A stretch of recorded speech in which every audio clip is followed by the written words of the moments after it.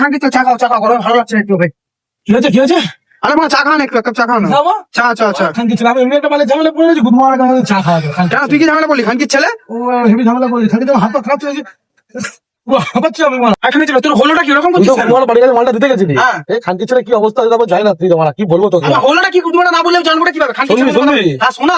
আরে বলিনি, তুই তো মালটা ডেলিভারি করতে গেলি। হ্যাঁ। বলো খানকি ছেলে গাড়িটা ঘুরিয়ে লাগাবো, হ্যাঁ। ঘুরিয়ে লাগাতে গেছি, খানকি ছেলে লরি বেলাকে এমন মেরেছি গুদমারা ঢুকে গেছে। দেখ কই রে মানা কি ঝামেলা খানকি ছেলে, ভাই খানকির ছেলে দেখ পুরো দিয়ার ভেতরে ঢুকে দিয়েছিস তুই। ঢুকে গেছে গুদমারা, ধরে লেগে যাবে, খানকি ছেলে ঝামেলা করছে, পয়সা দিয়েছে মারা, কি করবো বল? পিছন দিয়ে মেরেছি গুদমারা কি করে ঢুকে গেল বুঝতেই পারলাম না। কত বড় লরিটা কি করে ঢুকলো ওখানে মারা? যা খানকি ছেলে খরচা পাতি খেয়ে দেবে, এর খরচা পাতি কে দেবে এখানে? আমার মালিককে ফোন করেছি, যাই না খানকি ছেলে আসো কি হবে যাই না মারা, আমার ধারা কিছু হয় না।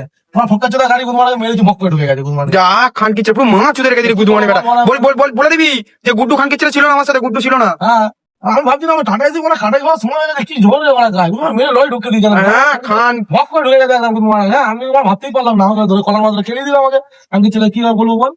আদৌ মালিক গেলে আমার হিসাব হবে, খানকি ছেলে তোকে মালটা বেকার আমি দিতে পারলাম, বেকার ব্যাক করতে গিয়ে গাড়ি বসে যাও আর ভালো